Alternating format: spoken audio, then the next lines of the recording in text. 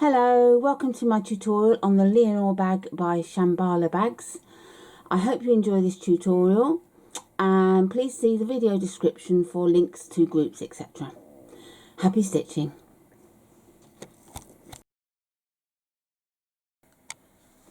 To begin with, I'm going to show you all the bits and pieces that we need for the tutorial.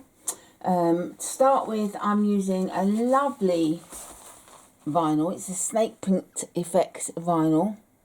It's nice and shiny. So I've cut all my pattern pieces out. This is for my flap. We have 2 pieces for that. So I've cut out all the various pieces. And for my centre front panel, I'm using this, which I love. I've embroidered this. This is by Anita Good Design called Rhapsody. There's several designs in the file.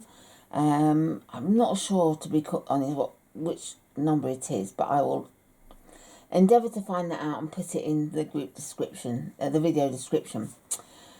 But what I did was I embroidered the whole panel, which was a rectangle. Then I drew the lines where I wanted to be.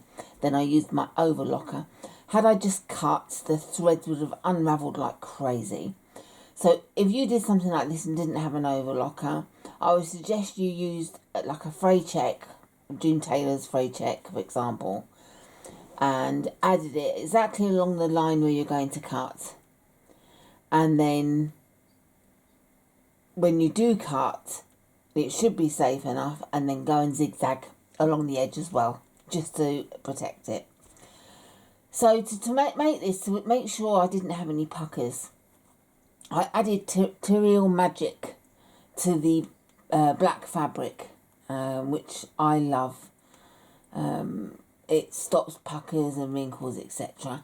So that's Terreal Magic, T-E-R-I-A-L. So I used that. Then I ironed it dry. Then I interfaced it with 2 lots of Shape Flex SF101 on the back.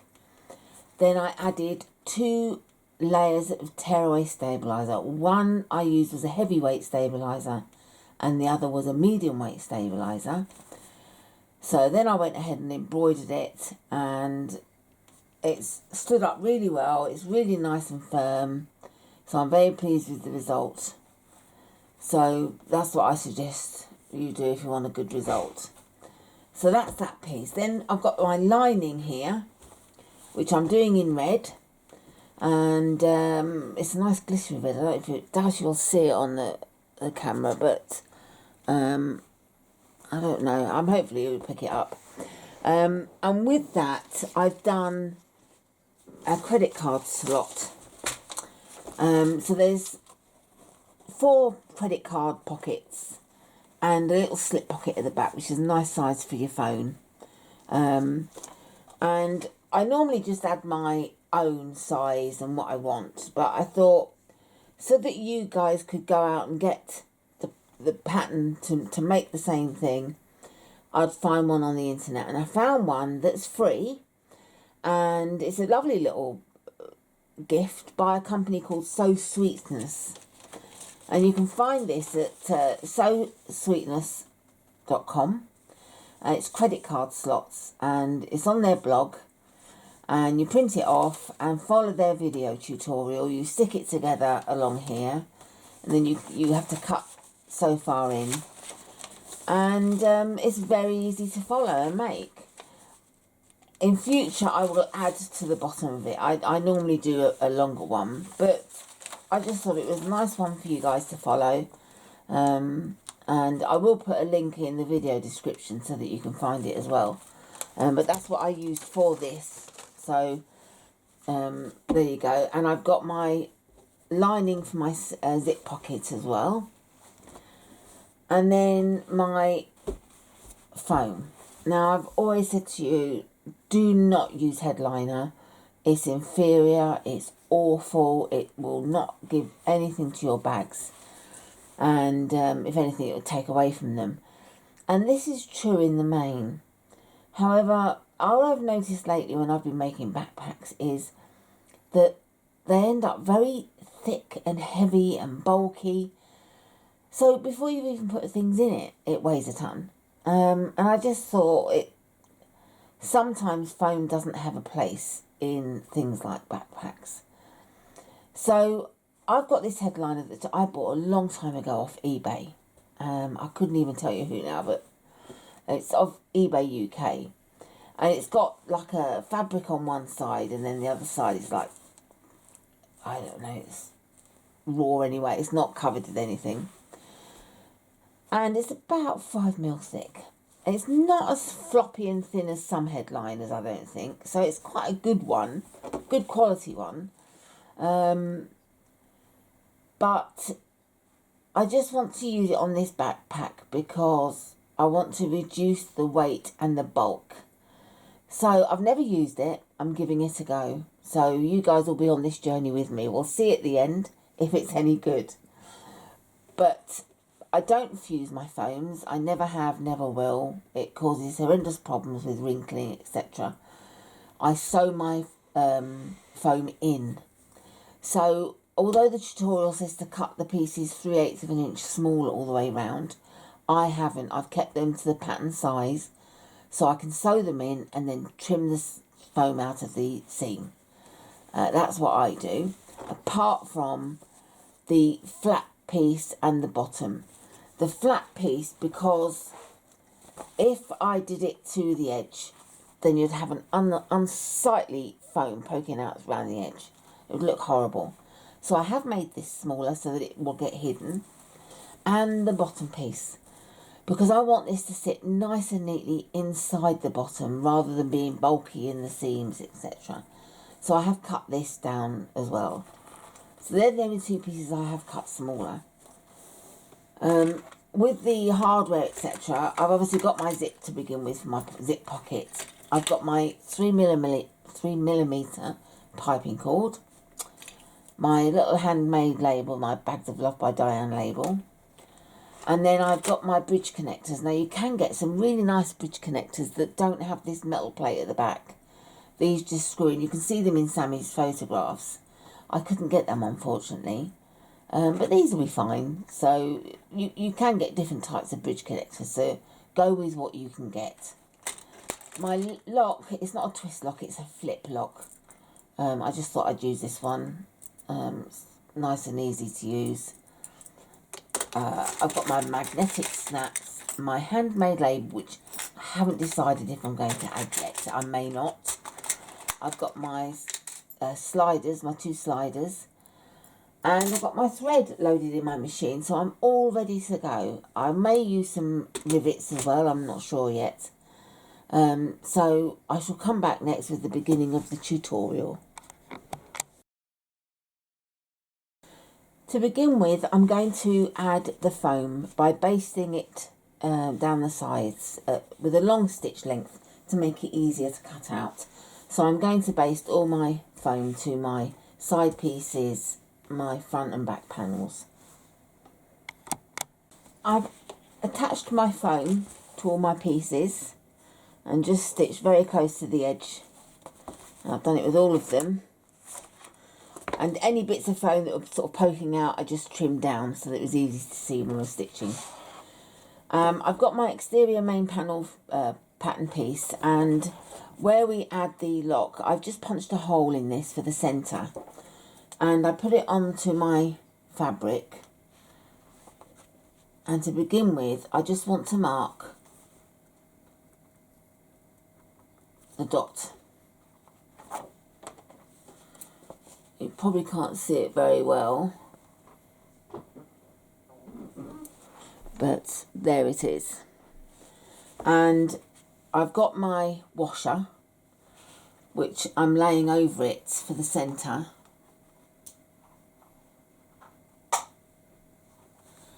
And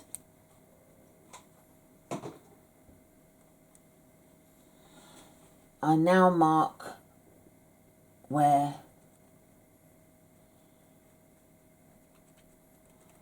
my lines are for cutting, like so. And now what I want to do is just make sure that the prongs are going to go in the right place. And I can see that obviously there's thread there, so I'm going to flood it with some June Taylor's fray block just to stop those stitches unravelling like crazy, because that would just be awful. So I'm just going to allow that to dry, and I shall return when it is dry to continue. So the fray checker's dried, and I've gone ahead and cut with my craft knife down. And I have gone through the layers, but they're not behaving.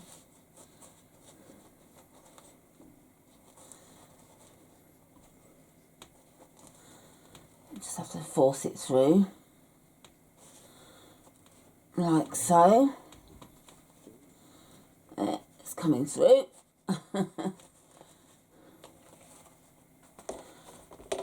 I'm just going to cut through the foam a little bit to coax it through. So I didn't go enough through, I don't think. So that's it. That's got it.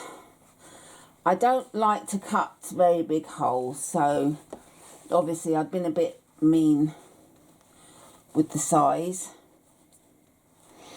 And just checking that I'm happy with the placement and the distance. I'm very funny about size. Yes, that's exactly size. And then on that side 5, and on that side 5. It just looked a bit skew-iffy to me, but it isn't. Optical illusion, I think. I think because the stitching is making me feel that it's a bit wonky. So I'm just going to cut up a little bit. That's it. Just thought it could have done with that little bit extra. It's worth persevering to make sure you're happy, because if you finished it and you're not happy, it's a bit too late to do anything about it. That's better.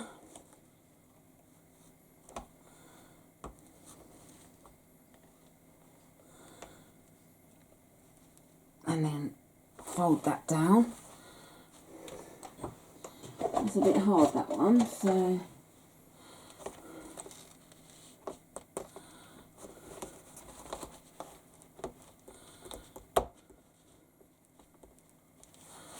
that's that. So there we have the male part of the lock added, ready to go. There, pleased with that. Put my lid on my glue. So I'm confident that stitching won't go anywhere now. It's always best to be on the safe side. And then now we're doing the magnetic snaps on the side pieces. So we get our side piece and our pattern piece. And I've already punched holes for marking. And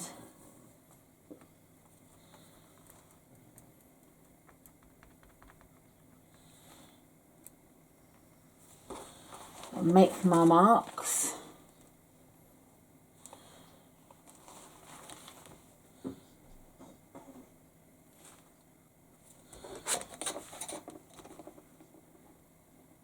It's 2 3/4.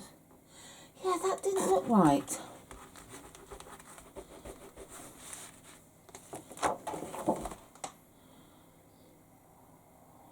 It doesn't look even. That must be an optical illusion for me. It's not, that's why. So that's fine. I thought I'd marked it wrong. But the distance between there and there is shorter than there. And there's a reason for that, so I'm going with it. And again, and then on the other side piece, we need to lay it down like that. So they're the opposite. So make sure you lay your pattern piece face down like I have.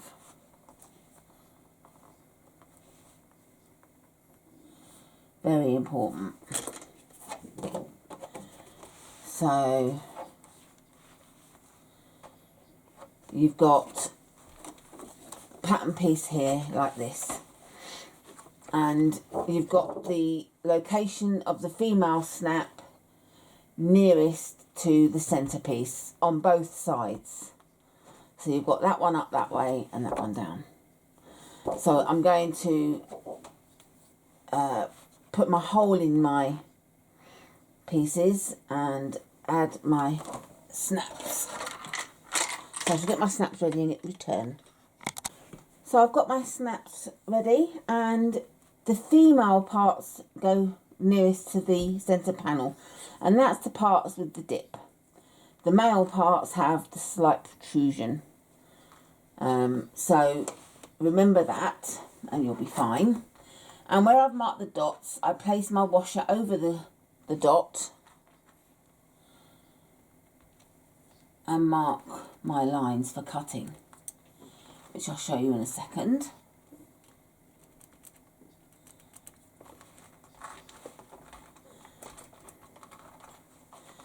So I've marked my lines like so.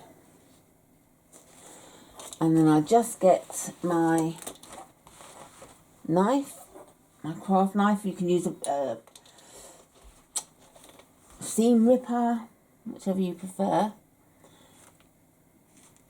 And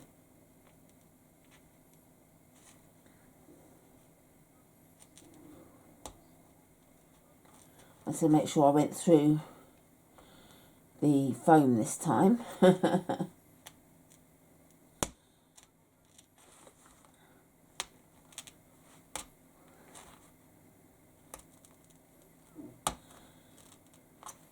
Okay, so we want the female one on the side next to the panel, the centre panel.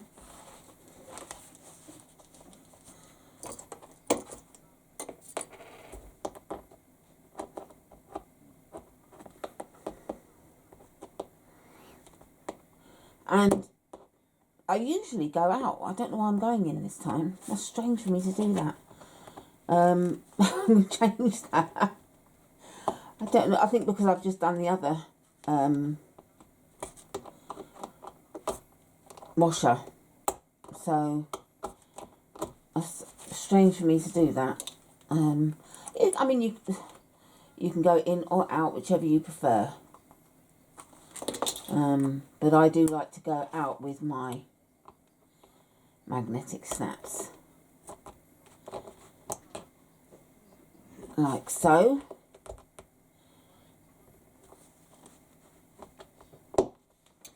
And I do like to whack it with a hammer, just to make sure it's laying nice and flat. Like so. And then we add the male part on the other side.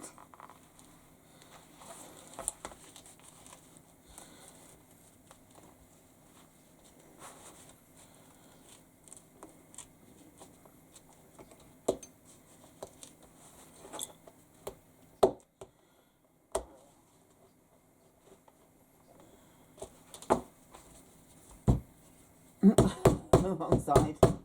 Just like them to lay completely flat. So that's that side added. And again with this side.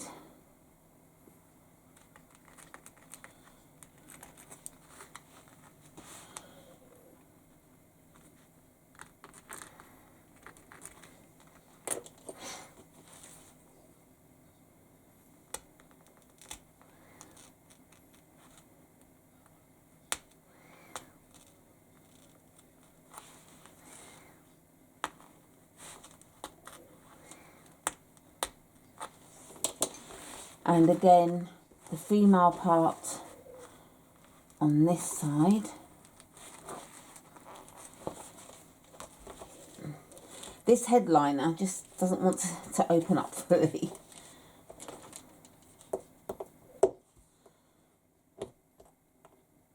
I'm sorry that my arm's in the way.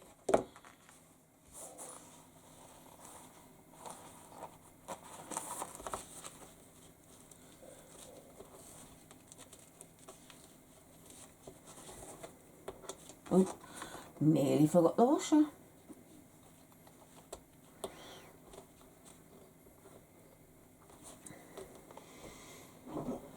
Like so.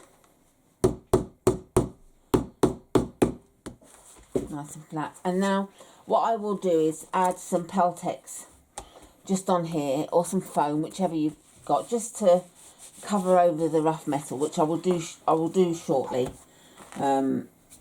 And then what we're going to do, make sure that when you add these panels that they're right, don't cross them over by accident.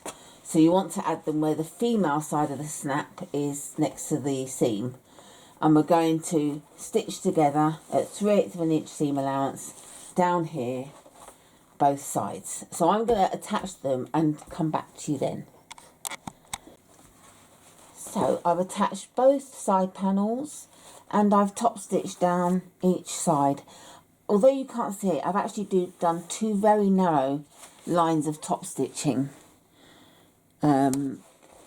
because this was quite pronounced, the edges, so I just wanted to flatten them down a bit more with extra stitching, and I thought it would look nicer anyway. So that's what I've done. I've also trimmed the headliner foam out of the seam. I covered the backs of the washers and the magnetic clasps and the lock with some Peltex that I glued on. So we put that aside, and the next thing we've got to do is to make the handle. So I shall get the piece and come back. Right, so we have our two handle pieces as per the measurements on the pattern. And what we need to do is mark a line along the centre. Oops.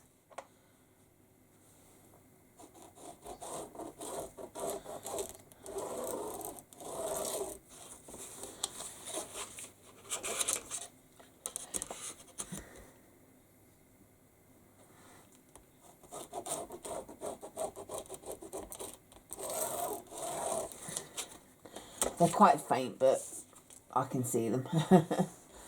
And then we just place them right sides together, and we're just going to stitch at 3/8 of an inch seam allowance straight across there.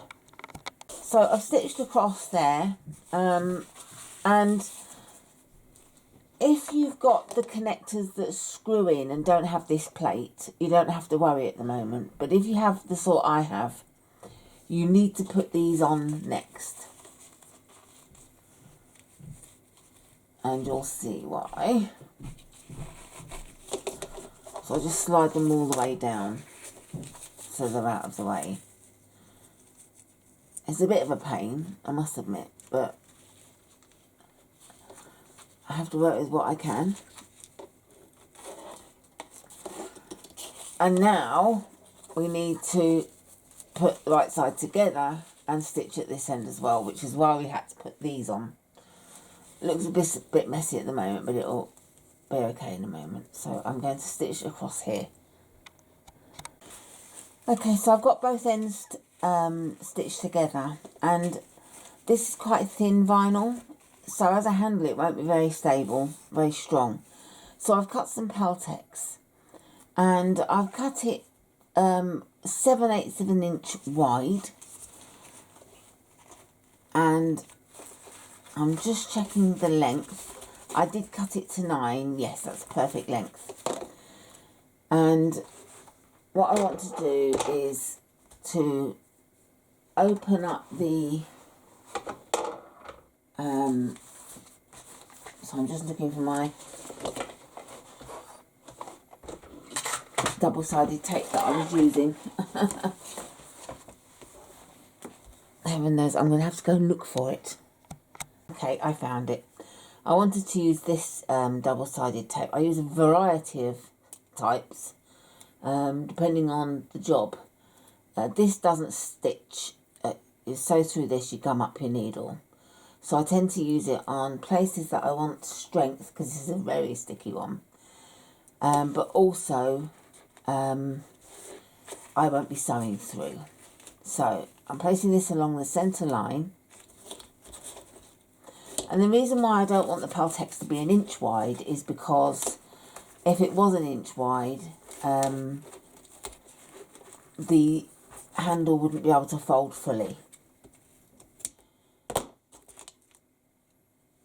So that's placed along there. Peel the backing off and place this along the centre. I do it looking like this.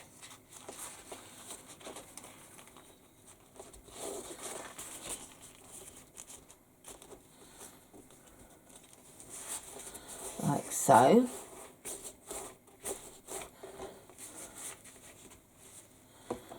And then I'm going to redraw the line down the centre. It is a little bit fiddly with these connectors being on, but it's doable, and I thought at least if I show you it's doable, then you can see it can be done and not worry about having to do it this way.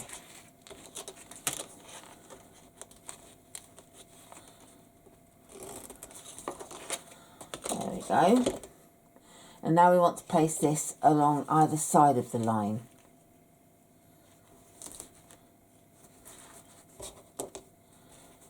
Because we'll be folding the edges into the centre.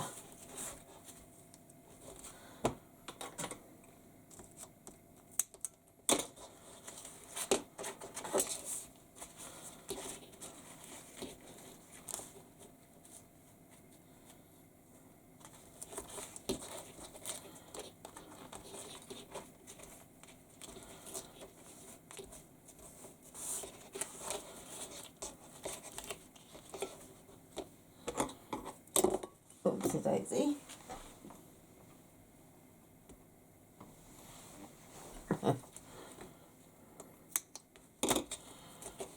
And I also want to add some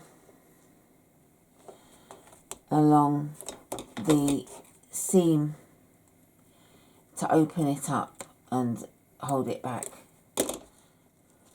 I haven't gone right to the ends because if I do, I'll have to stitch over it, and I don't want to do that. As I say, it's very sticky.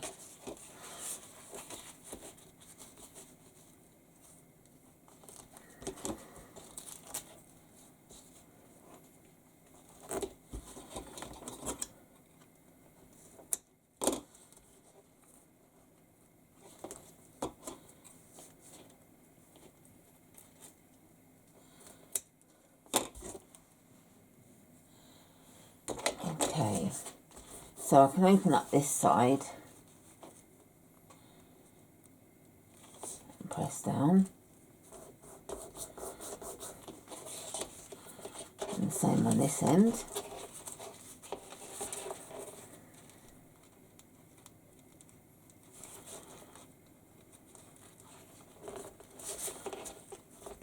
And then I'm just going to pull these back a little bit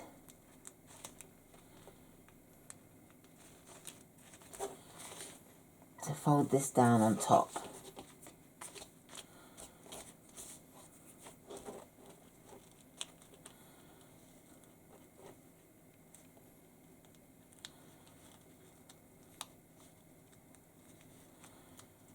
Like so. And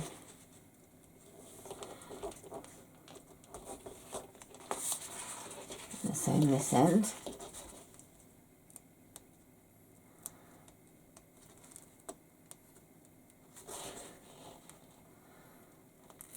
I mean, if you've got very good thick vinyl,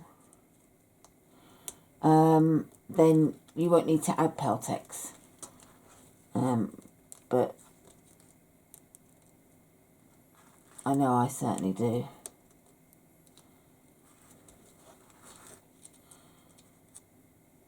Fold that back. Okay, and now I'm just going to fold one layer back. Peel one lining side back and fold this into the centre line that I drew.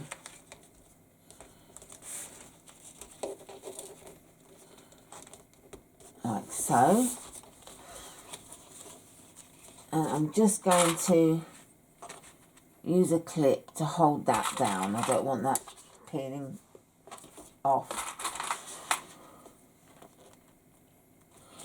Like so, that red backing wants to stick to me.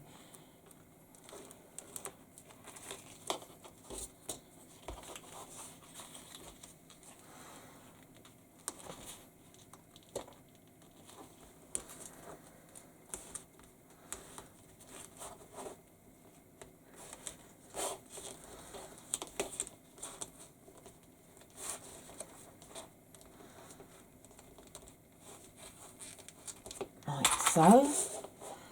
Again, just to hold in place while we then, I'm going to slide these down and just take these past to get these out of the way.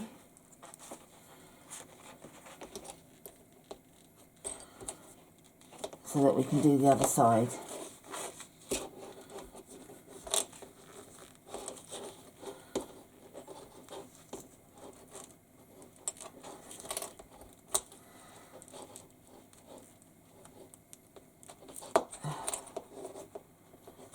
Like so.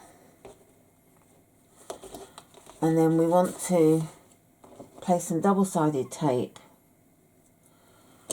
like we did with the other side.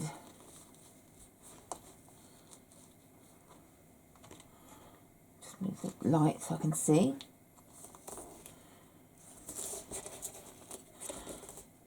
That's the trouble when you're working with black, and especially at night. It's so hard to see, isn't it?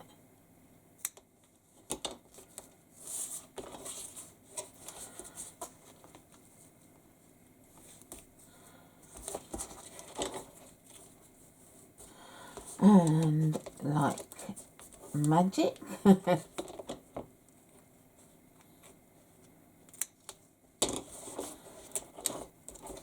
then peel the backing off.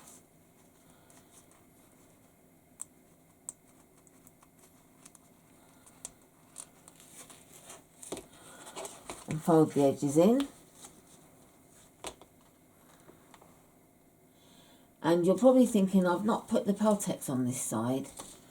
And that's because we don't need to. Because we will be putting these two layers together. So I only needed to have it on one side. That's lovely. And then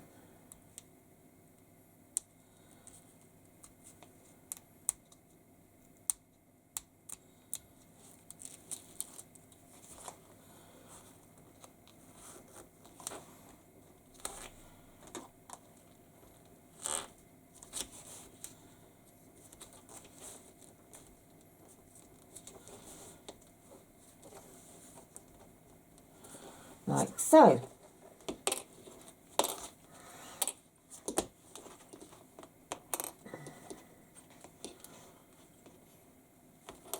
And I did put these on the right way, but somehow I've managed to twist them round.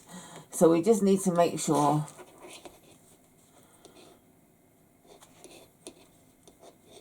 I just have them right. I beg your pardon. Honestly.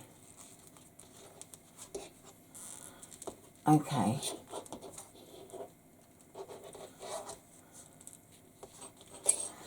So now we put them together with the seams at each end, like so.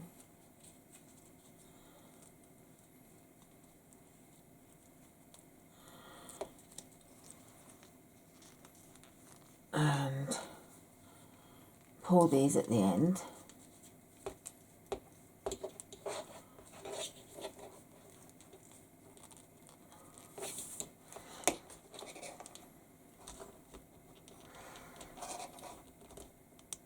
Oh, I'm going to sneeze. Excuse me.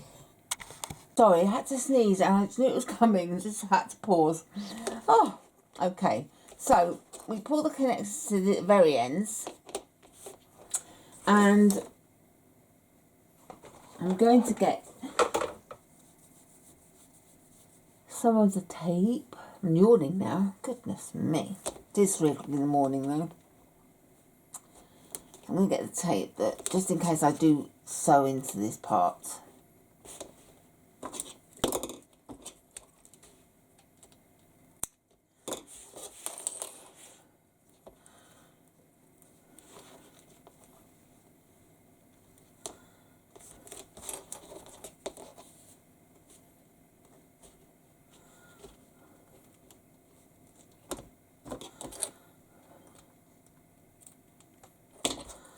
Okay, so peel the tape off,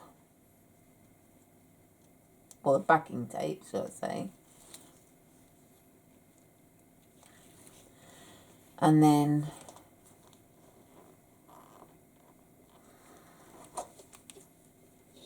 press the layers together.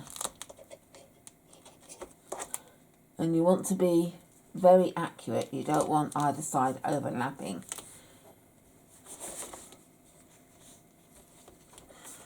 Like so. And then stitch along each side and across. And go as close as you dare. But I wouldn't worry too much if you don't want to go too close. And that will be your handle. And if you want to, for decoration or for any other reason, you can also place some rivets at the ends. So I'm going to stitch that either side now, and then I shall come back and show you. And there is the handle. I've stitched along and across, and that's how she'll go in. That's why I've done these at the end like I have. And it's quite a nice thickness handle. If I want it to be a bit sturdier, I'd do 2 rows of stitching to just give it some added strength. But yeah, so that's the handle, and these will go down into the flap and fold, so nice and easy to add them.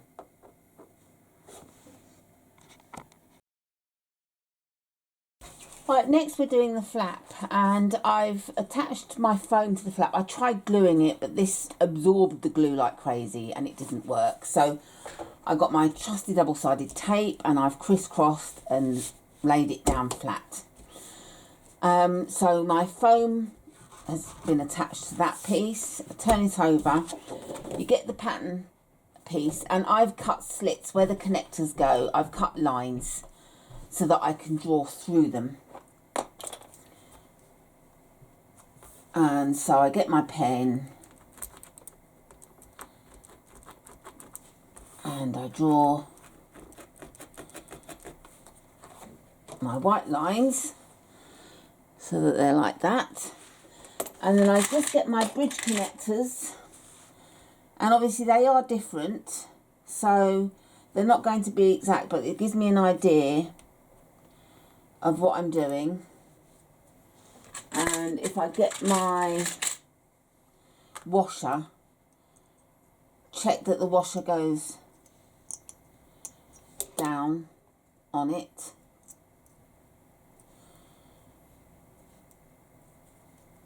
And make sure it fits. Yeah, that's going to fit because that'll click down at the bottom. So then I get my washer and put my lines. I'll show you in a second when I've done it so that you can see.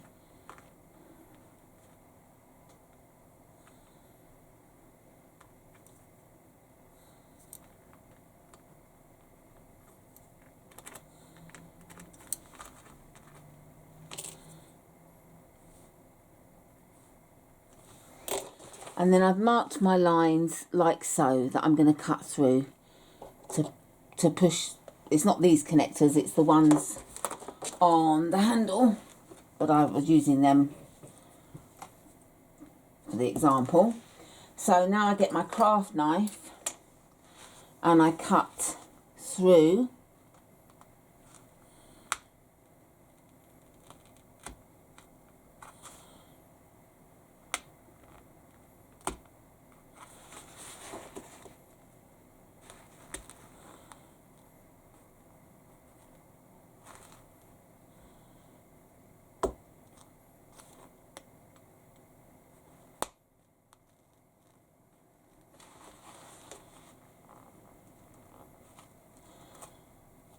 like so, and then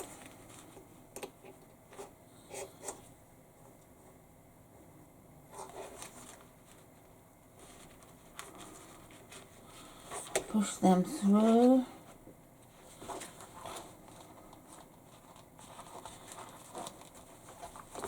Like so. Get my washers.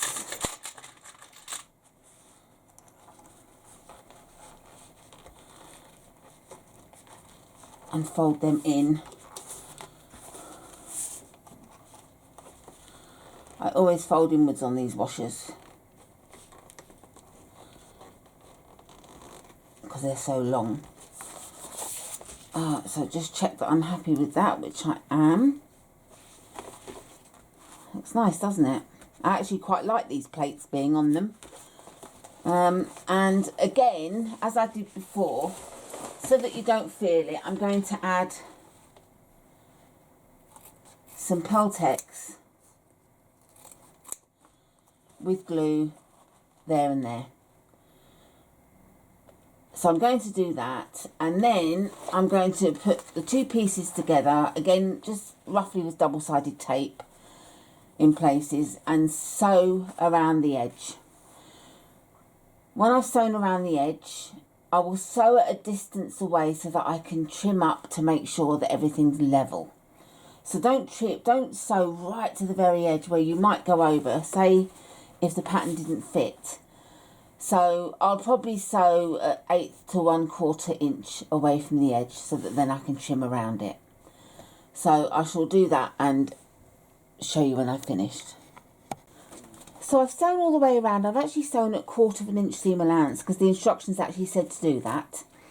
And I have noticed in a couple of places, if I show you there, I hope you can see it, but because it's black it's hard to see, but the back is sticking slightly up above the front.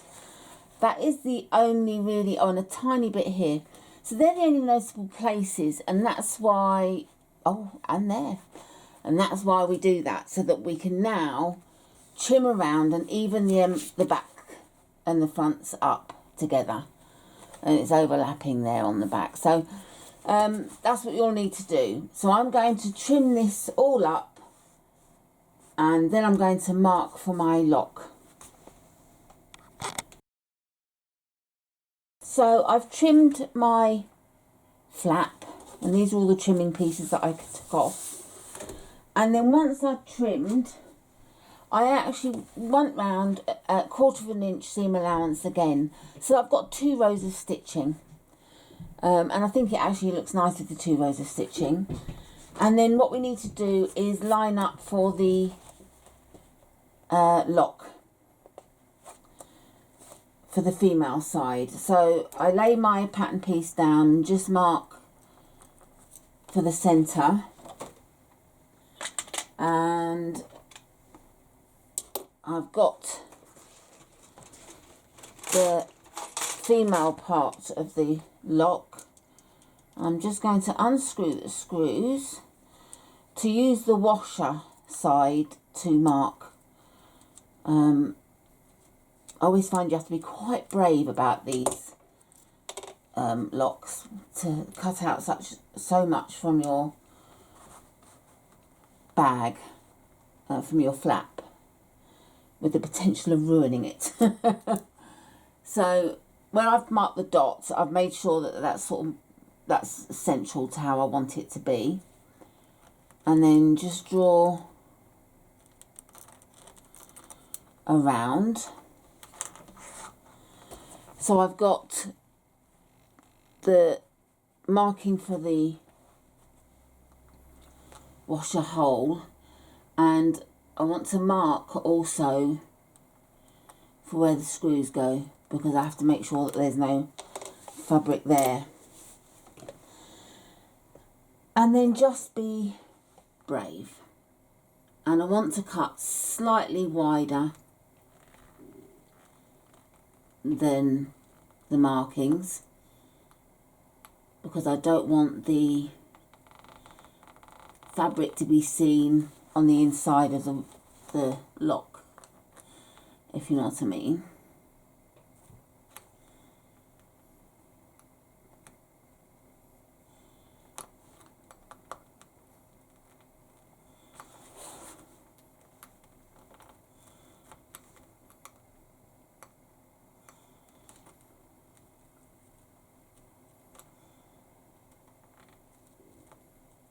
Okay, so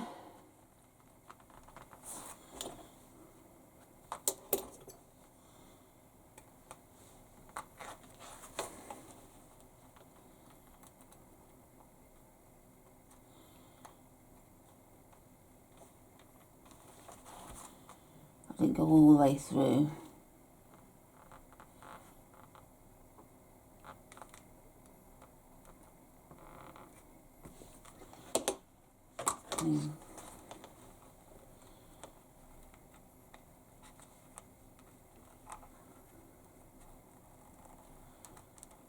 No, they're too blunt. They're my little thread scissors.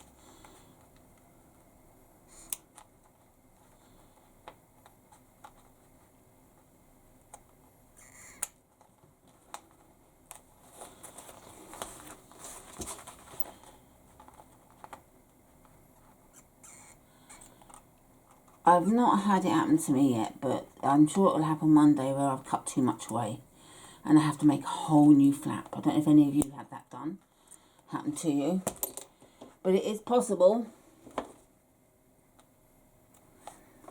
Okay, so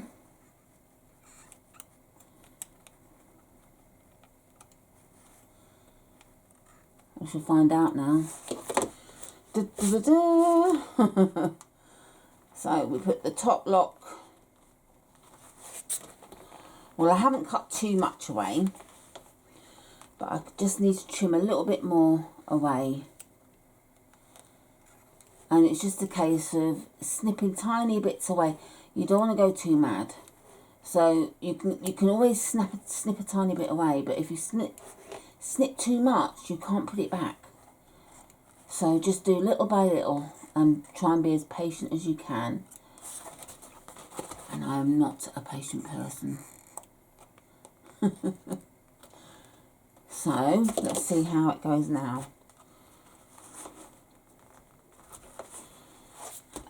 Seems to be better. A bit more there.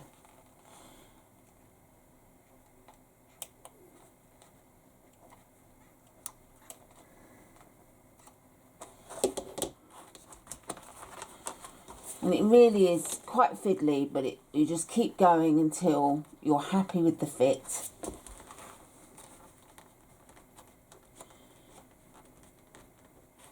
Right, I can get the screw in there. Just snip this bit away. And I know you're probably quite bored with watching me, but I just want you to see in real time what I do and, you know, how it has to be done, so that you're aware of it.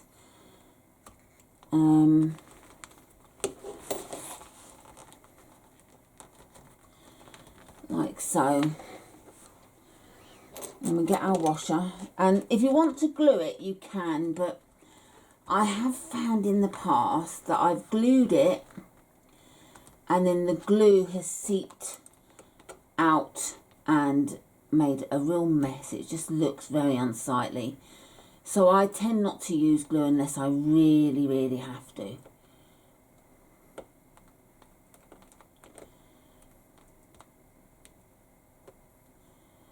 So I'm just pushing down the fabric.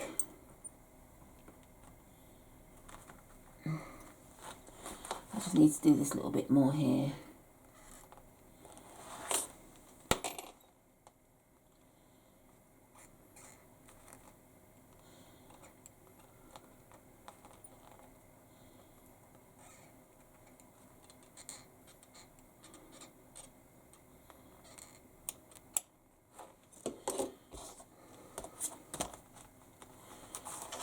Hopefully that's the last part that I needed to snip.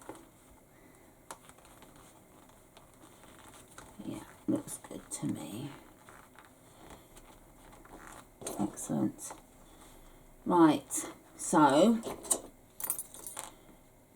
again pushing down.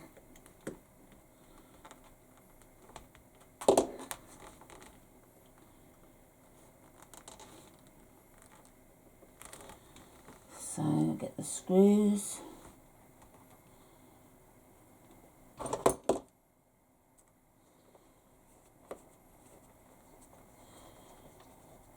I don't screw all the way. I put both screws in before I tighten fully. Right, and then I pick it up and I squeeze it with my thumb.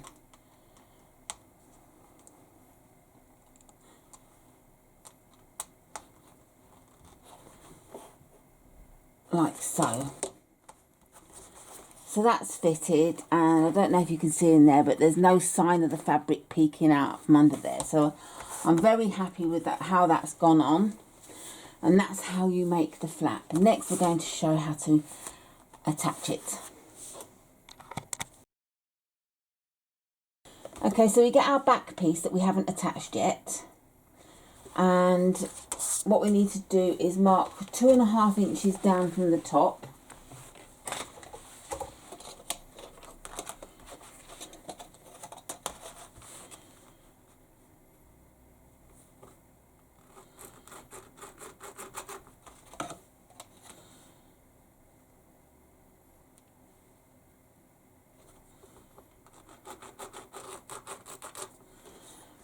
Like so. Get some double-sided tape, and this time I want to use the one that I can sew through.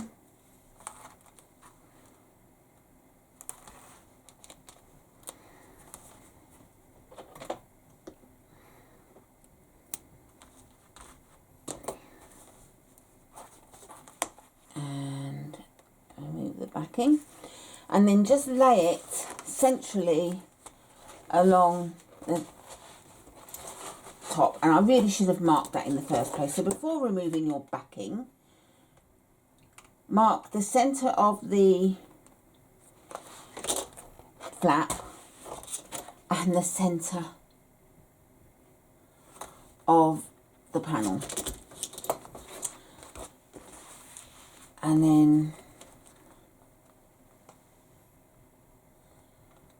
line them up perfectly. Like so. And then I'm going to stitch 2 rows of stitching. And I'm going to try and follow the stitching I've already done, but it's very hard to see on this. So I'm going to stitch it along there.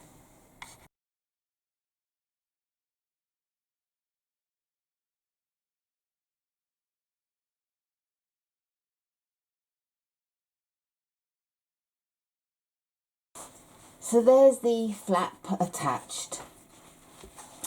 And I actually did 3 rows of stitching in the end. I've put the first row along the outer line that I had around the flap. Then the second row at the 1/4 inch mark, like I did with the second row. And then I went down in between them, so it's firmly anchored on there. You can at this point also, if you want to, add rivets at these points. Sometimes I do, sometimes I don't. I just find that by putting the rivets in, we're cutting through the stitching, therefore compromising all of the stitching. So I'm choosing not to put the rivets on. I've really firmly stitched this on, so I don't need to add the rivets. I'll leave that with you on whether you do or not. And the next part is to add the connectors. And we get our exterior main panel back pattern piece, and we've got our connectors marked. I've actually cut slits in them so that I can mark with a pen all the way through. So I line it up at the bottom, and I just start by drawing a line through the slits.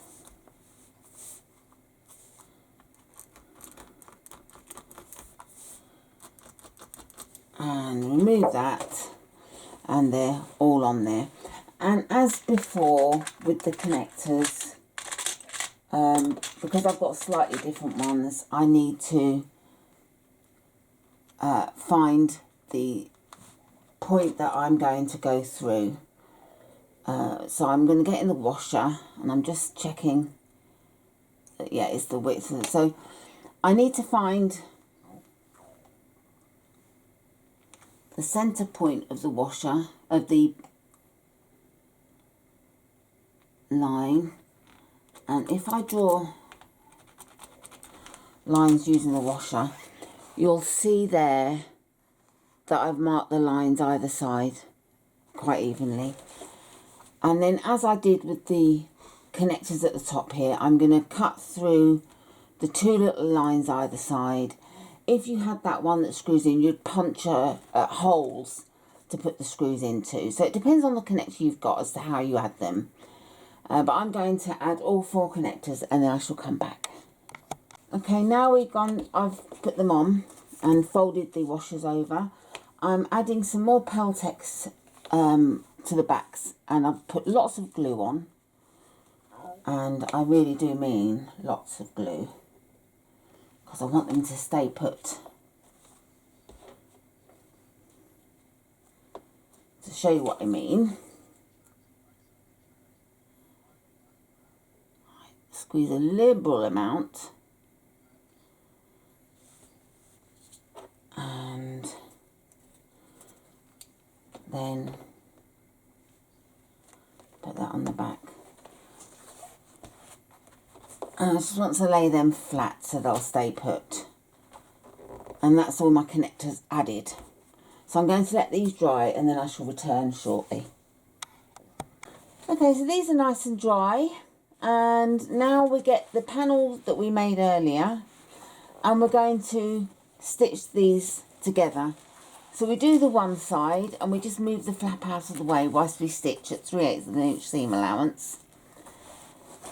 If you want to, you can top stitch like we did on this side. However, we'll be adding this side as well. And when you've done this side, you'll have a complete loop. And it's a bit fiddly if you've got a stiffer fabric like the vinyl to top stitch. So you don't have to top stitch, but you can if you want to. Depends on how stiff your fabric is, really. So I'm going to go off and stitch mine, and I shall come back when I've done it. Right, I have stitched both sides. I didn't top stitch. I decided to stitch both sides and then see if I could top stitch with it on the machine through here. And this was too stiff. There's no way it would have done it. So I'm glad I didn't do one side, because then I've had a problem in not being able to do the other side. So I've just stitched it as normal. And then, as I did before with the other side, I just have to remove the foam from the seam allowance, like so. And because I based it on such a long stitch, it just pulls away nice and easily. So I will continue doing that. And then when you remove your foam, etc., you need to make sure that these are all level. As the instructions on the tutorial, the written tutorial, show you, follow the guidelines for that. Mine are all nice and even, so I don't have to worry. So I'm going to remove all the foam and then come back to you when I've done that. Now we're going to do the piping and the bottom piece. So the first thing we do is we cut 1.5 inch piece off the piping. And then I've put double-sided tape all the way along the edge. I'll peel that off and add the piping in. This is going to be a little bit too long because of the amount we cut off, which is fine. And then fold the edge over to meet the other side.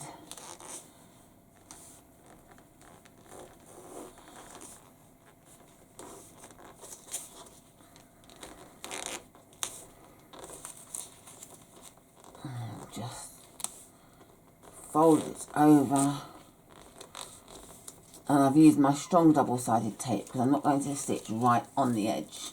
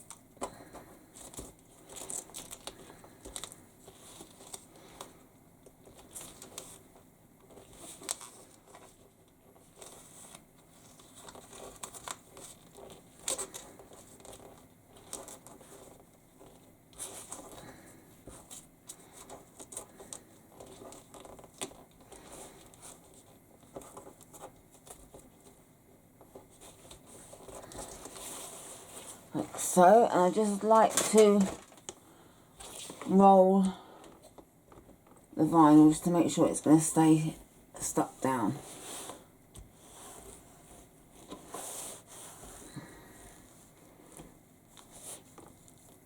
Like so. And then trim the end of the piping.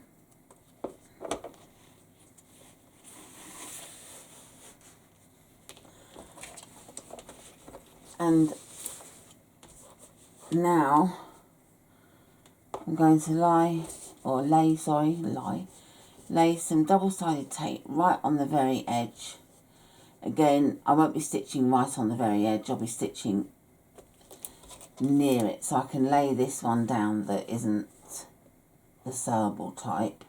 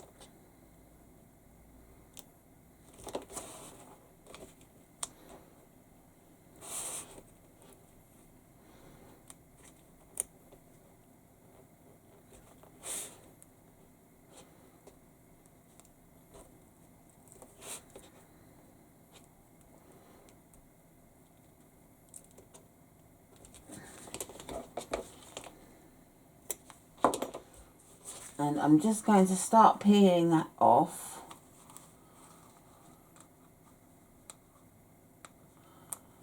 But before I go any further, I just want to get the piece that we've already cut and lay that down.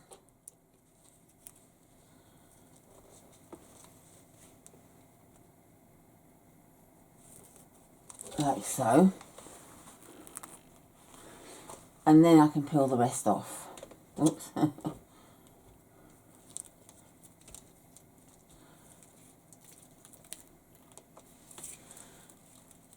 then we get the piping. Oh, I just need to put a bit more double-sided tape now on that piece.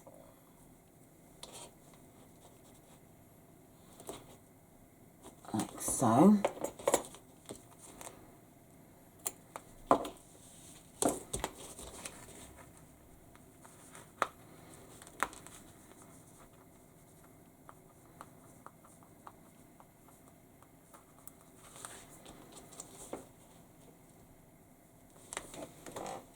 And lay the piping so that the raw edge of the piping is against the raw edge of the bottom.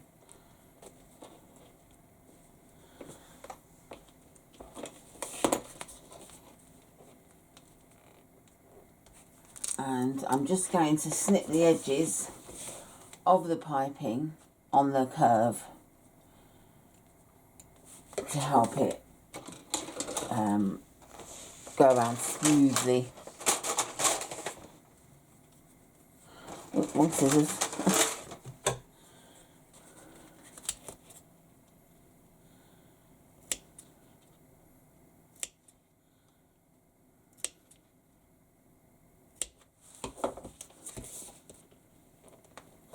So it fans out much nicer if you've snipped the curved part. Just need to snip more.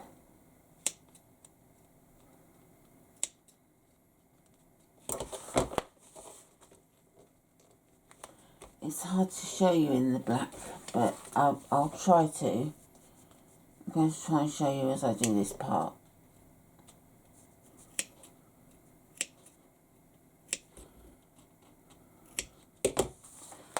So close up, as I fan it round, it opens up the pieces. I'm not sure if that's come out properly or not on video, so I apologise if it hasn't. I won't really know until I'm editing to see.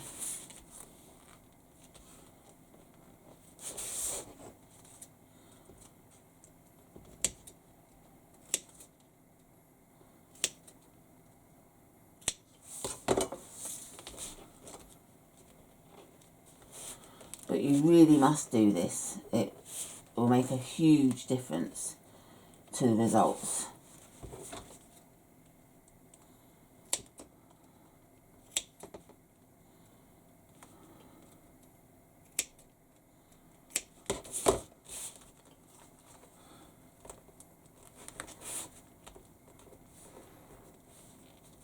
And then back to the middle, and then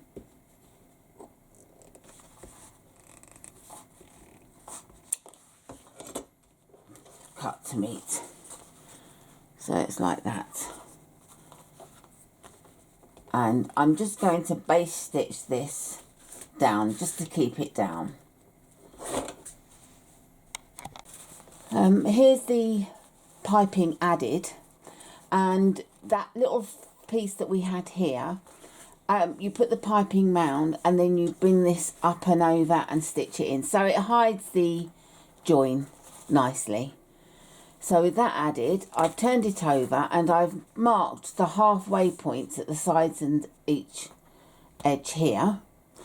And then I've got my main panel piece, and I've also marked the centre points here and for the side, so that we can line it up correctly. So I'm going to do that, and with that I use my stapler, which I've shown you in other tutorials. I do remove the staples afterwards, so I only do it on items that I can get into. This foam, if it was on both sides, I wouldn't tend to use it because it would be hard to get the staples out. I always remove staples, and I'm very careful when I'm sewing that I'm not about to stitch onto a staple, because that could damage the machine and it certainly would break the needle. So I watch as I'm stitching, and I just make sure that I've added the staples well within the seam allowance, so that there's no risk of me actually stitching on. So if you do this, just make sure those facts. So what I'm going to do now is joining at the mark, so that they're lined up, is to add the staple, and I've added it within like probably 1/8 of an inch. I will be stitching at 3/8 of an inch, so it's very close to the edge, so I'm not going to have that worry. And I'll staple it to the other side at the same time.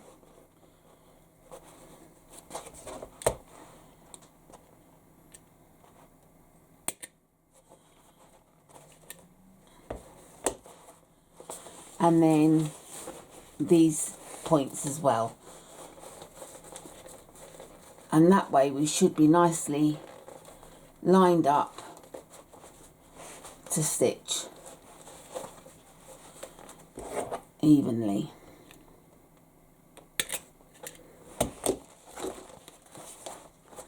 This is quite heavy because of the flap being in there as well. It is rather heavy, so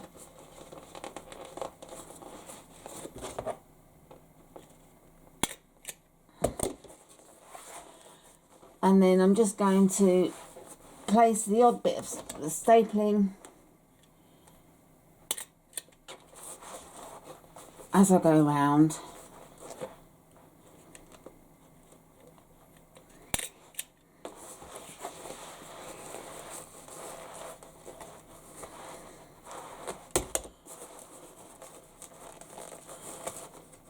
The bag's very slippery as well because of the weight.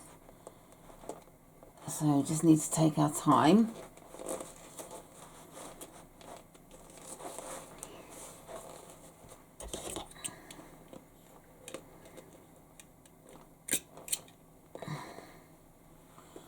It's a bit too close to the edge.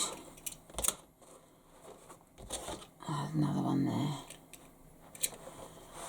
And so on. So we just keep going round. I'm going to keep going round and adding the staples, and then I'm going to stitch at 3/8 of an inch seam allowance all the way round. I wanted to come back and show you, there's the staples, and they're very well away from the stitch line, and it's so easy to remove the staples with my staple remover, just like that. So I'm going to remove the staples and then turn the bag the right way out. Before I turn the right side out, I just wanted to show you that the foam piece that I've got fits just nicely within the seam allowance that I've done. So that's good. And also, I want a really firm base, not just the headliner. And I buy these mesh sheets. They're called mesh plastic canvas. And they're they're A4, no, A4 bigger than A4. They are 10.5 by 13.5 inches. I bought these from Amazon. I just put in mesh canvas. And they're brilliant for bag bases. So I cut them to size. I'm going to cut a piece to size using this as the template. And then I shall put that on the bottom as well. It just gives them a more solid base, which I will add once I've turned the bag right side out. I will then glue it into the bottom, basically. So I just wanted to show you that. I'm also going to trim out the foam from the seam allowance before I turn it. I've decided to add bag feet to the bottom because it's nice when you're putting the bag down that it's not going on the bare fabric, because it will get tatty. Also, to keep the base on the bottom, I'm going to glue it in places, but I really want to make sure it's fixed on the bottom. And as you can see, it's quite pliable because the material's quite thin. So what I've done is I've got a layer of the headliner, then I've put the canvas that I've cut on next that I've glued, and then I've got some flex foam that I had and I've cut that. So you've got 2 layers of foam basically with a solid canvas sheet. So it's still bendy but not floppy, so it'll give a nice base to the bottom. I'm using large bag feet so that these will go through. I can't use screw-in feet, they wouldn't, the screws aren't long enough, but these bag feet. And then I bought these washers either from Amazon or eBay, I can't remember now. They're 10mm across with a 5mm hole, and they're 1mm thick, and they slot on nicely and act as washers. So I'm just waiting for these to dry, then I'm going to glue it into the bottom, wait for that to dry, then fix the feet on before we proceed with anything else. So when I've done it, I'll come back and show you before we do the lining. I just wanted to show you my bag feet attached, and then inside with the washers and the thick base. So it's a nice solid base now that doesn't crush when you press. So I'm happy with that. And now for the lining. And we need to get our, I'm trying to think of what we call them. I'll look on the form instead. Contrast band, that's it. We need to get our contrast band and attach it to our lining panels. Make sure it's the right way up if you've got a pattern. My pattern's going a certain way, so I need to make sure that that's correct. And we stitch at 1/4 inch seam allowance, open up, press the seam down, and then top stitch along. We do that with both panels, and I shall come back. Okay, so I've attached the top and I've top stitched across, and now we're going to do the zip pocket. Now, very stupidly, I got rid of all the trims of this last bit of vinyl I had. I had a massive clear out of my sewing room. I was very proud of myself for decluttering. I'm a hoarder, and I de-hoarded. My family are very proud of me. And my sewing room looks lovely. Only when I threw out all the off little cuts of this fabric and spare parts, I also threw the zipper facing away, would you believe? So I don't have any of this fabric to make the zipper facing. So I'm going to do it the old fashioned way, the way I used to do it. Let's see if I can remember. So some of you may not know this method. I expect many of you do. But here goes. From memory.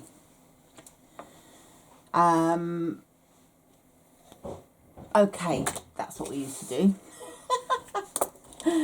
Measure 2 inches down from the top band here that we did. So I'm measuring 2 inches down, getting my pins, and this is, well, this is 10 inches long. It's way too long, actually. The zipper pocket I'm doing is only 8 inches, but anyway, work with me on this. So this is 15.5, so that's 5.5, so it's 2 3/4 inches either side. 2 3/4 inches. So I'm going to do this here. This is too long, so I'm just doing this for now, just to save time. So I've got an 8, well, it's a 9-inch zip, but I want an 8-inch opening. So 3/4 inch up from this edge and an inch in. I'm drawing a line to the other end, like so. And again, 3/4 inch in from this edge. I'm sorry if you're hearing crackling, it's my husband opening some plastic wrapping. Because we're in the front room. And the video picks up any slight sounds. Okay, so I've measured, in fact, you only need this to be 9 inches long. So 9 inches by 2 inches. Okay, so that's your zipper facing. 9 inches across, 2 inches down. Then I've gone round 3/4 inch in from the edge and an inch in from this edge, because it was, if you're doing the 9 inch, then it's only ½ inch in. So you're basically drawing a rectangle box that is ½ inch by 8 inches. And I'm going to stitch on this line. So I shall stitch on them and come back. So I've stitched around the rectangle box, and obviously, as you can see, the fabrics are right sides together. And then I'm just going to draw a line ½ inch in, sorry, in fact, 1/4 inch in and 1/4 inch up, like so, and then draw some lines. So you've basically got that. And then I'm going to draw a line, cut a line along the line.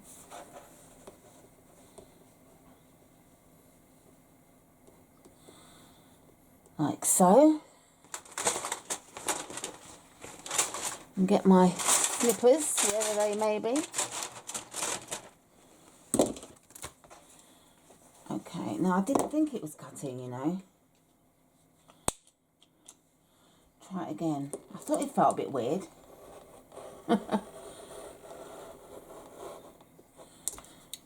Right.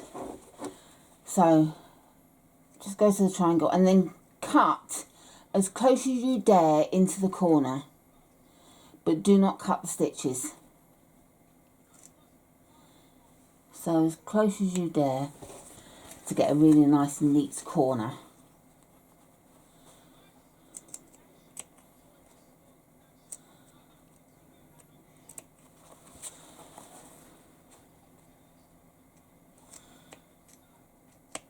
Like so. So you've cut like that. And then you want to bring this through to the other side. And I'll get my ironing pad for this. And that's my iron letting me know I've left it standing for too long.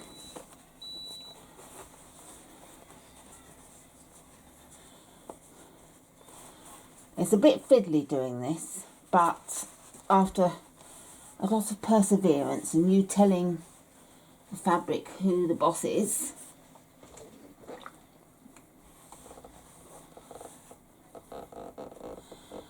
press along and pull the rest through.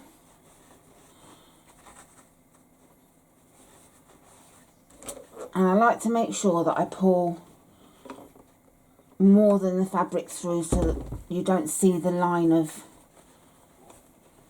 I'll show you what I mean in a minute.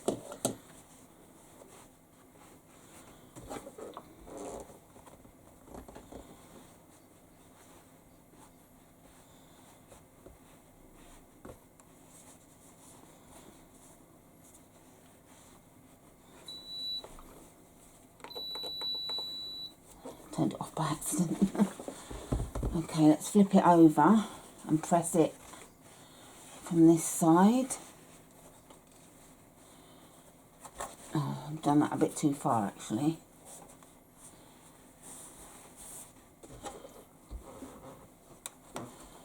Put the steam on to give it a better crease.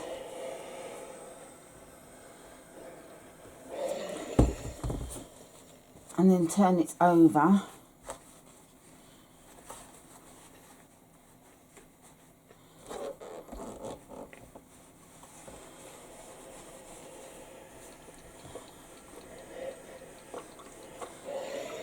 Okay. You really want to make sure that there's no puckers in these corners. Oh, that's steam burnt. Ouch. I'm probably a bit fussy, but I really do like to make sure that we don't have any of this sort of showing through like that, so it looks more untidy. I like to make sure that it's very neat.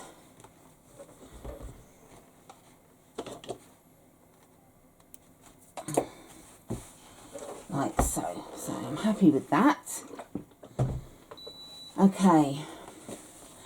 And now we get our zip. And I want my double-sided tape.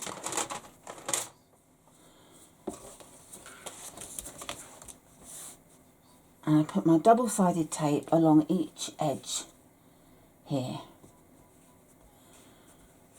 To think years ago, I mean a long time ago, before double-sided tape was used in sewing, I used to pin the zips on, and they were horrible to pin. I mean, many of you might still do that, but oh, I didn't like it. You just get all bobbly and scrunchy, and my thumb is burning. Teach me to turn the steam on. Okay, so I've peeled one lot of backing off, and I'm going to lay this over the zip.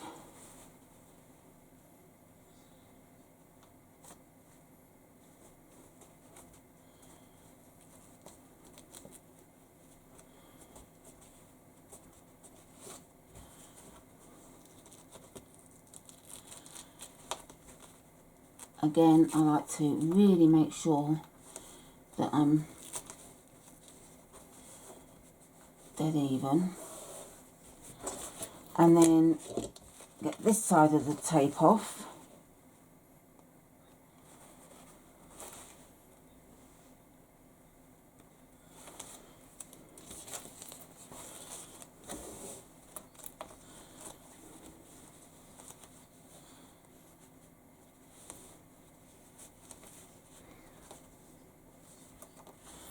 Like so.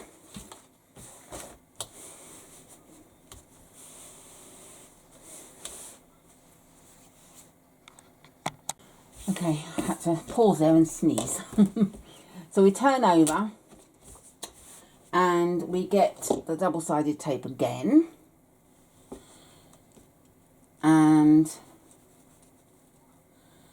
go along just underneath the zip.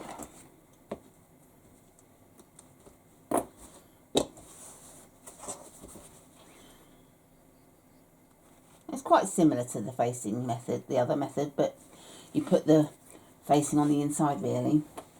And then we put the zip pocket face down along the edge, like so. And then take it to the machine and just stitch along this bottom edge. So I've stitched along the bottom there. And now we'll turn it over, fold it back, just finger press, and then put a line of the double-sided tape at the top above the zip.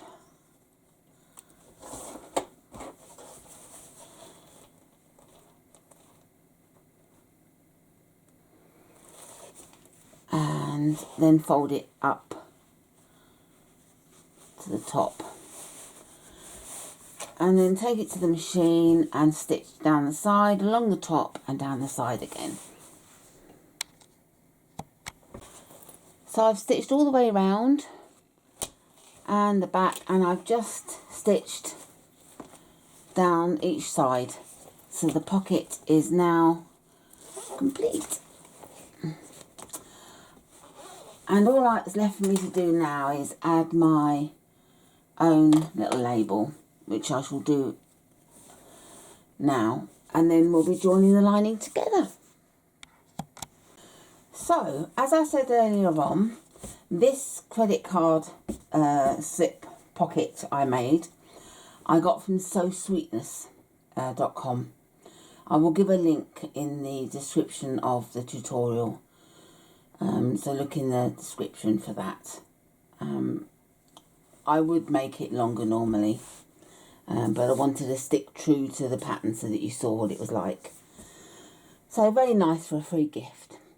Okay, so now what we need to do is put the two linings together, and we need to stitch them down each side and across the bottom.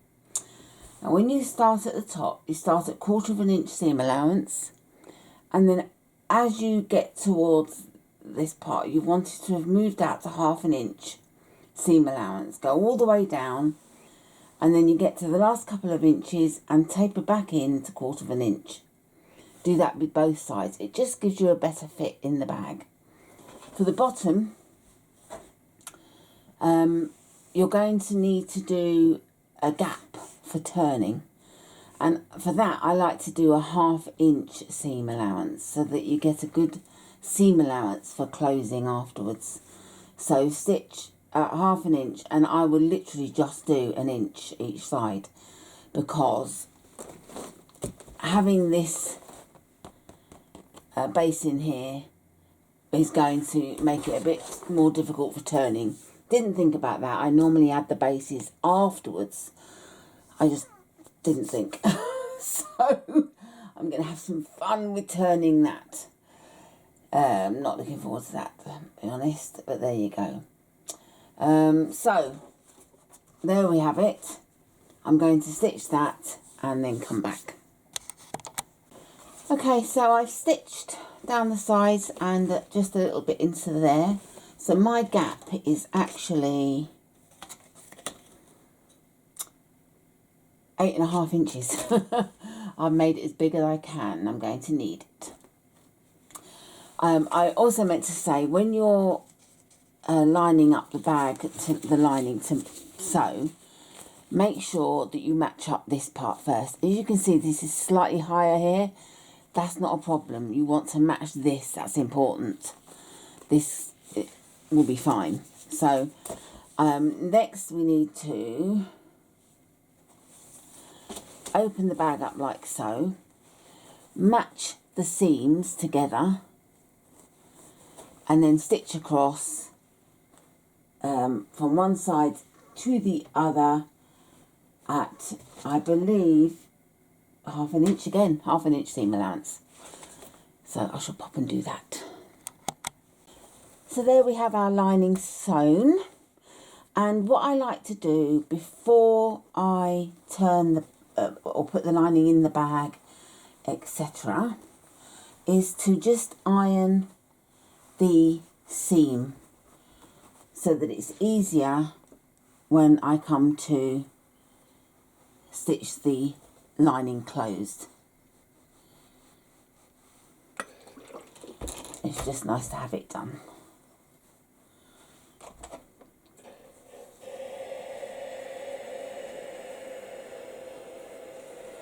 Like so. So that it will close nicely. And now it's time to put the two layers together. So I want the zip pocket to be at the back of the bag, and we tuck this in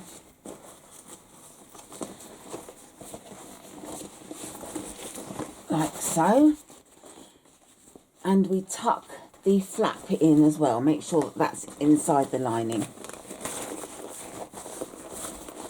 You don't want to be stitching over that. And it will be a slightly tight fit because we've shrunk the lining a little. But I'm going to pin it, and I'm just showing you this as an example for now. Zoom out. I'm going to mark the centre points and the side points on here before I actually come to it, and then I can pin them or clip them together in the right places. I just wanted to show you what to do with this next. But yeah, so I shall mark the points and then pop it in. I shall clip it and I'll come back and show you before I stitch it. I have clipped all the way round, so she's ready to sew.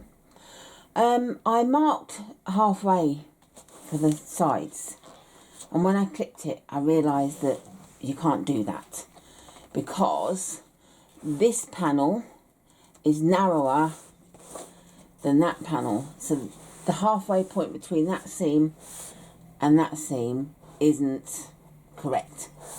So I lined up the centre points of here and the centre points of here to use as my guide, and the rest fitted perfectly, because initially when I lined up all 4 points it didn't fit perfectly. And now I'm going to stitch around the top at 3/8 inch seam allowance. Okay, I've stitched all the way around the top, and what I'm going to do is trim out this headliner or the foam out of this seam allowance, and then I'm going to turn her. Wish me luck. Gosh, that was easy to turn. I expected a real fight, but because I left such a good gap, she went through very easily.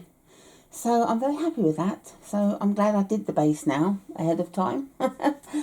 So I'm going to stitch this closed push it inside and then top stitch. Take a look at my tutorial on top stitching, on how to get good results. It's worth watching. I think you'll find it very helpful if you haven't already seen it. So I'm going to sort that out, and then we shall come back to return to do the straps. There we go. There she is. Isn't she gorgeous? What a lovely pattern. And the next thing to show you is the strap on the back. I've already done one, so you can see what it's going to look like. And to do it, we get the strip of fabric that the pattern says to measure. And because this is very thin vinyl, I've cut some Peltex 2 inches shorter at each end to allow for folding and not having the bulk. I've put some double-sided tape along here and then laid the Peltex on top. So that's where I've got to. And I also drew a line along the centre there, so we got the central line. And now I'll put some double-sided tape along about 1/4 inch from the line. And I'm also adding some on the ends. You don't have to do this. I'm doing this because it's thin, so it's not going to be too bulky. And it's nice not to have the raw edge. But you don't have to do this. If you're using vinyl or cork, if you use acrylic paint on the ends, that will be fine. Or you put the silver, the metal zip ends, not zip ends, strap ends. You can use them as well, which are very attractive. So I've put it on the end here, and I'm just going to fold it over literally 1/4 inch.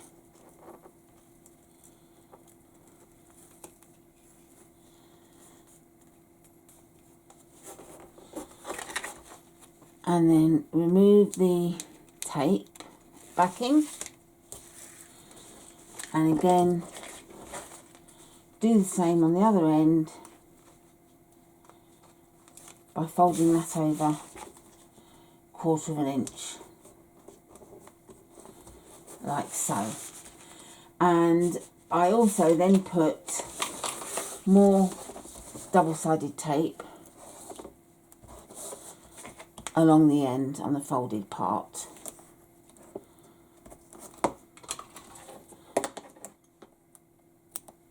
And do it both ends.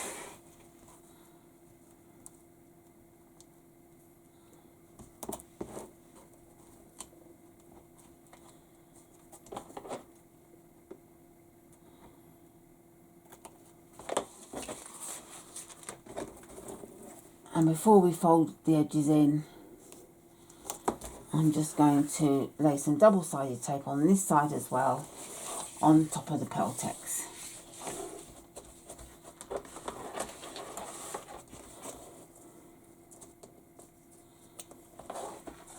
Like so. So, remove the backing.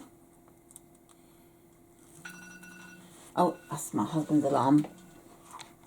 Sorry about that. That was my husband's reminder alarm, so I had to call him to come down and answer it. Okay, so back to where we were. I'm going to fold this edge in to the centre. And I should sorry, I don't think I mentioned actually, I was getting distracted, but the Peltex I've done is 3/4 inch wide and 2 inches shorter. That allows for the folding of the vinyl. Otherwise, you wouldn't be able to fold it properly. So, make sure it's 3/4 inch, not a full inch. Which I've done. And that's that one side folded in. And I get my roller, because it automatically wants to start opening up. And as you can see, and the roller, sorry, not ruler. The roller really presses it down. better than your fingers do.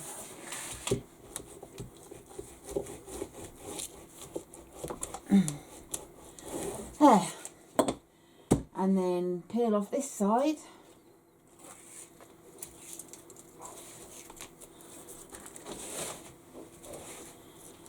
Fold over. I don't know, do you know what? I don't think you've got any of this in. Oh, you've got some of it in with my fat arms. Oh dear. So I do apologise if you're not getting it all in. It's impossible to watch what I'm doing and see what I'm recording, and oh goodness me. Just as well I'm not being paid for this, because I think I'd be sacked.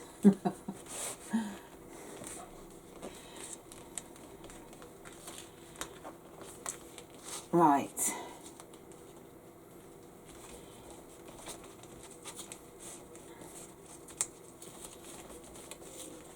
Okay, so that's that.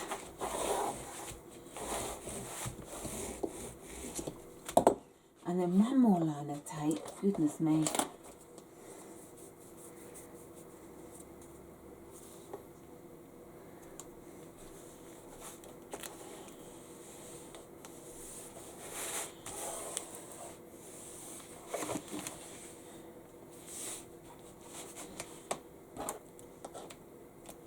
Like so.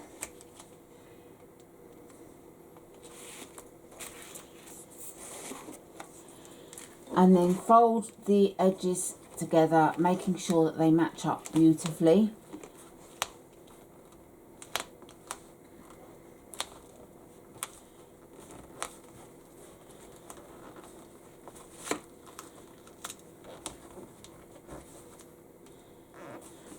Once I've done this, I'm going to take it to the machine and stitch all the way down one side, across, all the way up and across. And then I shall come back to you. So here she is stitched.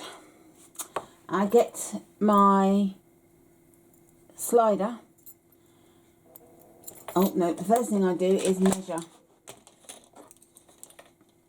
2 inches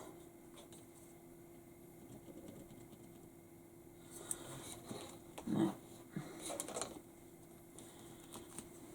Do you know, I can't remember how many inches I did now, so let's compare it to this one. I've got a feeling it's 3 inches. Yeah, 3 inches in. Let's double check that. Yes, good. So mark your line 3 inches in, and 3/8 of an inch in from the edge, in the centre, mark a dot for your first rivet. Then 1/4 of an inch away from that, measure your second dot. And get your screw punch and screw your holes.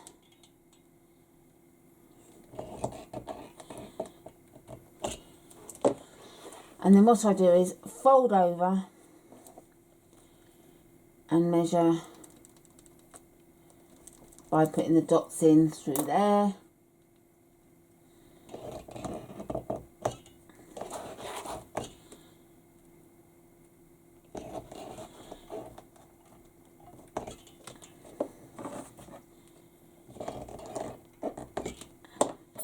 Now we put our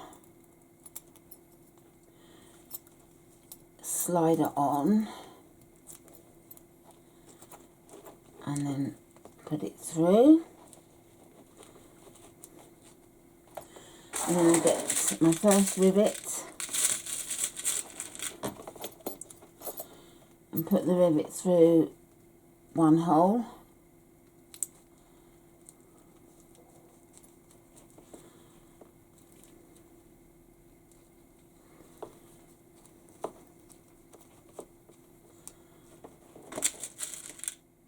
and put the back on.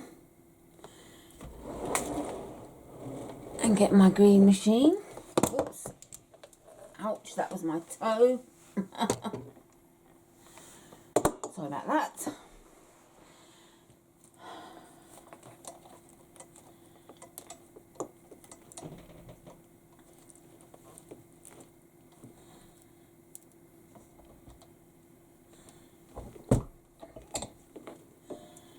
Put the first one on. Just feel that could be a bit tighter actually. I don't think it made much of a difference, but and put the second rivet on.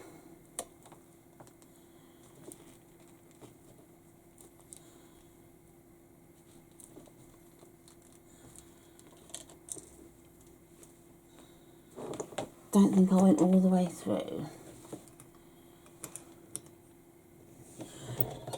I did, but not a good enough hole. Butterfingers.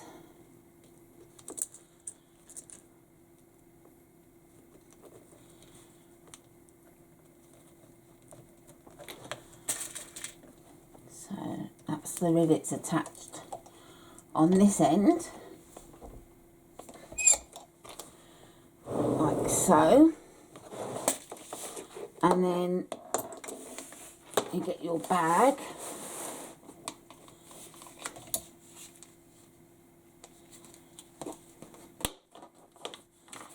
And with the rivets and the fold this side up, push it in at the end. I've got a feeling these bridges are 3/4 of an inch rather than an inch, because I have found it to be a bit tight, but who knows. Anyway, it works okay, thankfully. And then pull it, although it is a bit tight. Okay, forward round. Pulled it through, and then you bring the strap up. We just want to measure again for the holes before we put it through the slider. So 3-inch line, and then 3/8 of an inch, and in the centre, and 1/4 of an inch, and in the centre. Make the holes.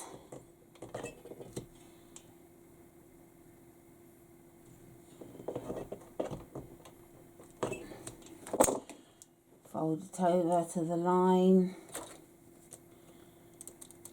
Put the pen in to mark the holes on the other side.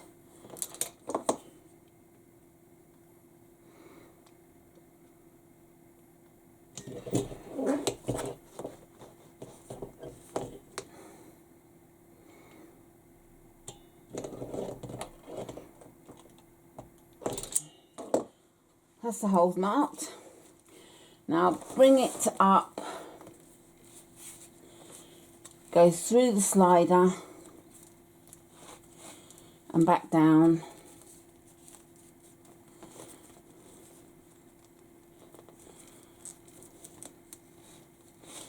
Like so. And then down into the top of the connector.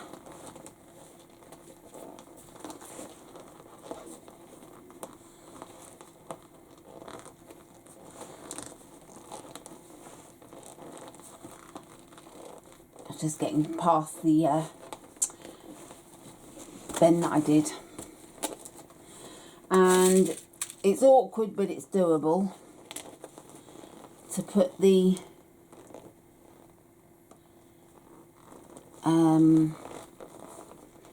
rivet in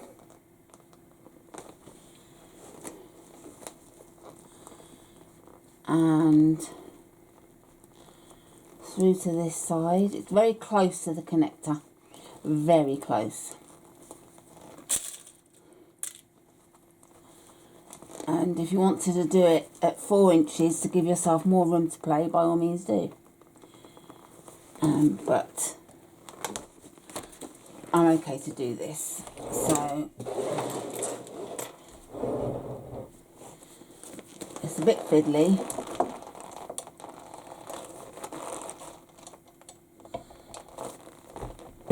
Like so. Yeah, that's got that one. And then the last one, nearly finished, home straight.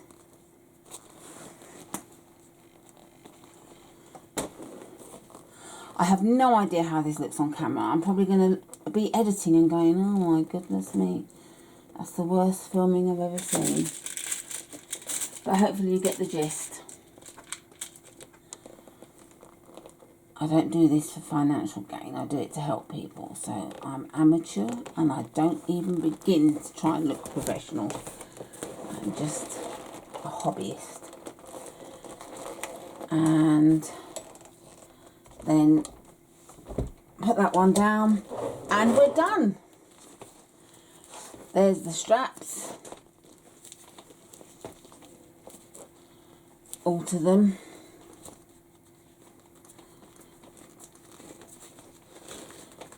Like so. Oops, wrong way.